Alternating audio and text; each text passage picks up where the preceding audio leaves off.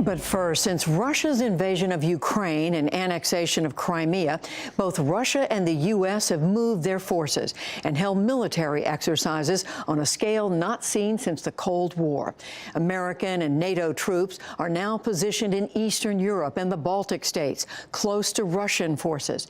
They are constantly drilling and practicing for what, if it happened, would be a real war. Special correspondent Ryan Chilcote was recently in Poland to watch these exercises.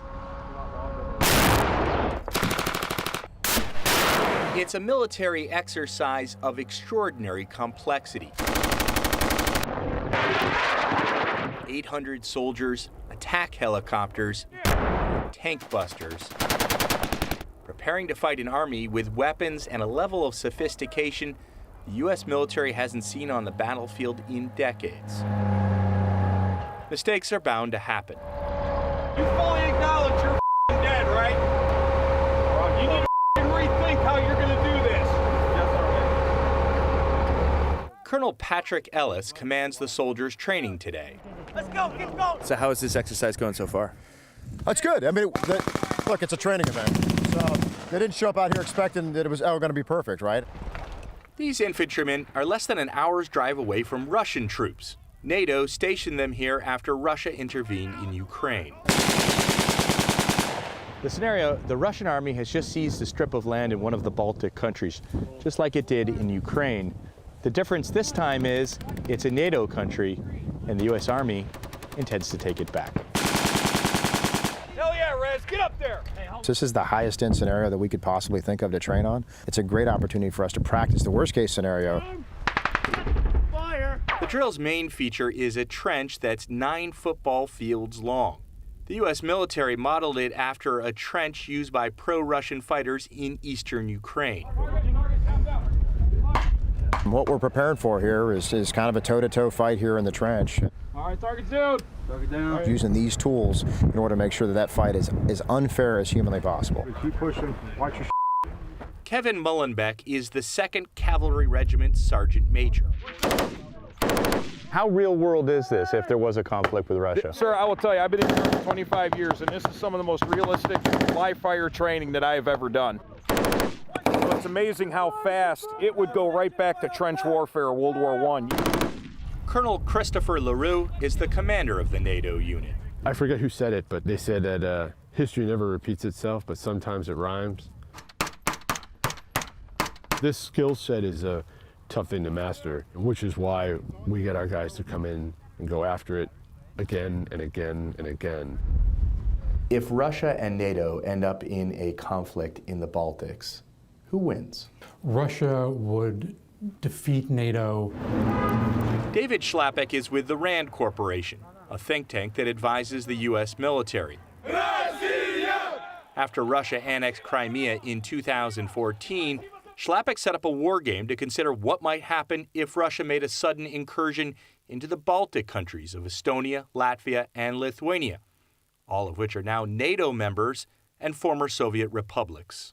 Our analysis is that NATO's forces would be outgunned, outnumbered, and overwhelmed in 36 to 60 hours.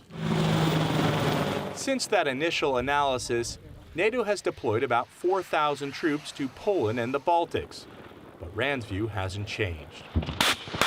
The work that NATO has done since then are important symbolic measures that indicate the alliance's commitment, but in terms of actual combat power, they're minimal contributions and make very little difference. One enemy KIA to the right. I think a lot of Americans would be surprised that if Russia and NATO got into a conflict, it would be a land war. A lot of people assume we'd be looking at nuclear war. Escalation to the use of nuclear weapons is one very plausible outcome of any war between Russia and NATO. It's one reason why our work focuses on preventing a war from happening in the first place. Russia talks all the time about use of nuclear weapons. General Ben Hodges is the commander of U.S. Army Europe and believes RAND has it wrong.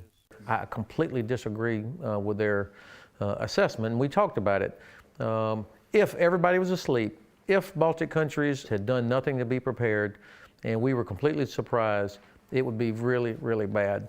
But over the last 2 years, what I've seen from our Lithuanian, Latvian, and Estonian allies in terms of fulfilling their responsibility, they are living up to it.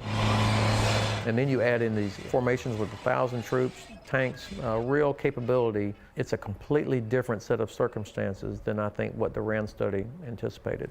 At the end of the Cold War, there were 16 NATO member nations. Today, there are 29. Vladimir Putin says with the collapse of the Soviet Union and its aggressive foreign policy, NATO should have been dissolved, not encroaching on Russia's borders.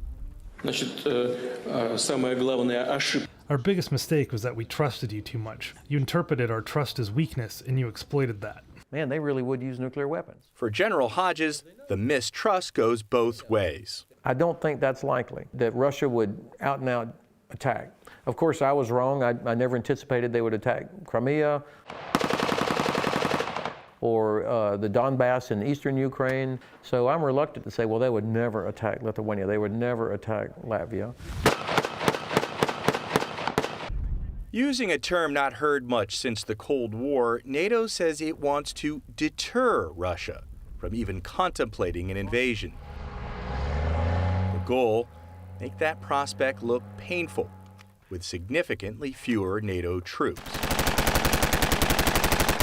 I was a lieutenant here in 1981 in Germany, about 300,000 soldiers in West Germany when it was East and West Germany. Today we have 30,000 soldiers. Our task is to make that 30,000 look and feel like 300,000. The NATO exercises are just the most recent in the tit-for-tat of exercises on both sides of this showdown.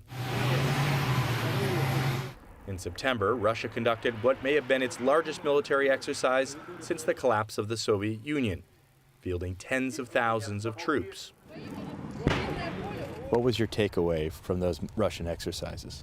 Frankly, it's that they're not as good as they say they are. Who hasn't seen the picture of the accidental rocket launch at the VIP stands? Obviously, the guy was flipping knobs, flipped the wrong knob, hit the wrong button. Russia appears to be hitting several buttons, as the colonel learned after a day in the field, returning to his phone that had been hacked. And I turned it on, and it had lost iPhone on it. I'm like, what the heck? So I thumbed through it, and it says somebody is trying to access your iPhone Apple account, and it shows you a picture of a map. And the city in the middle of the map was Moscow. NATO insists that it does not have Moscow in its sights and remains a defensive alliance. NATO wants to say, hey, we're not being offensive, right? We're not trying to expand or do anything. We have just enough force to give you a pause. Without us here, it's still a problem for Putin, but with us here, we make the math problem a whole lot harder if Russia decides they want to take some. After NATO's exercises in October, the Russian government said it's considering adding troops and missiles near the border. For the PBS NewsHour, I'm Ryan Chilcote in Orzysz, Poland.